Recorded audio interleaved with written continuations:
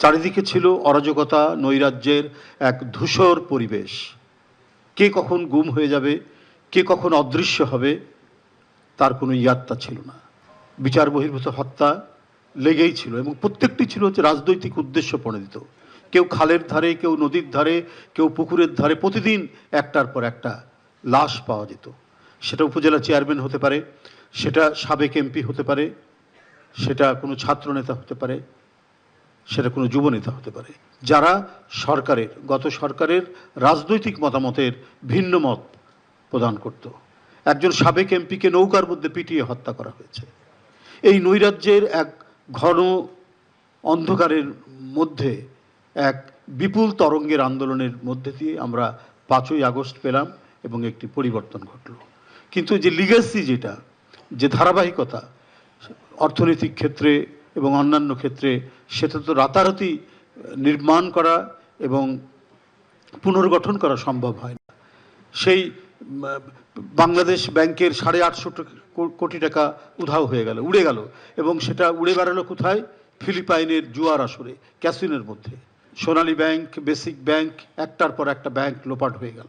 অর্থনীতির এক কঠিন অবস্থা। লোক দেখানো কিছু মেগা প্রজেক্টের নামে মেগা লুটপাট, মেগা দুর্নীতির আমরা রূপকথার সমস্ত গল্প সেই সময় শুনে এসেছি, এবং যেটা অত্যন্ত বাস্তব এবং অত্যন্ত সত্য।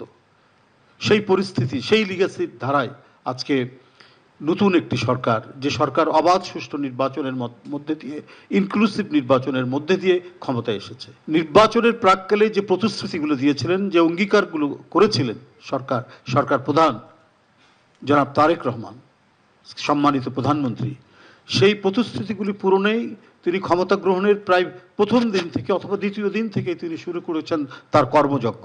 দিন রাত নিরন্তর প্রচেষ্টার মধ্যে দিয়ে তার প্রতিশ্রুতি বাস্তবায়নে তিনি কোনো ধরনের কমতি করেননি, মানে ক্রমাগতভাবে সেটা করে যাচ্ছেন।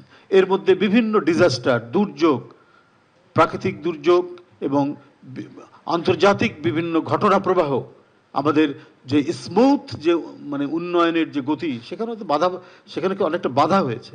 কিন্তু সেই বাধা থাকার পরেও সেটাকে অতিক্রম করে এই সরকার জনগণের স্বস্তির জন্য এবং জনগণের কল্যাণের জন্য তার কাজ অব্যাহত রেখেছেন। আজকে বিভিন্ন সেক্টরে যে সমস্ত আমরা ইয়েগুলো দেখি, যেখানে হয়তো যে বিভিন্ন সংকটগুলো দেখি, সেই সংকটগুলো উত্তরণের জন্য প্রয়োজনীয় যে নির্দেশনা, সেই নির্দেশনা দিচ্ছেন। একটা দেশ থাকলে পরে আপনার মহামারী আসতে পারে, সেখানে নানা প্রাকৃতিক দুর্যোগ আসতে পারে, বন্যা আসতে পারে, ভূমিকম্প হতে পারে, কিন্তু জনগণের একটি সরকার থাকলে সেগুলোকে মোকাবেলা করে মানুষের কল্যাণে কাজ করে যাওয়াই হচ্ছে সেই সরকারের ব্রত। কারণ এই সরকার নির্বাচিত সরকার, এবং নির্বাচিত সরকার হওয়ার কারণেই প্রতিটি ক্ষেত্রে, প্রতিটি স্তরে জবাবদিহিতা নিশ্চিত করা।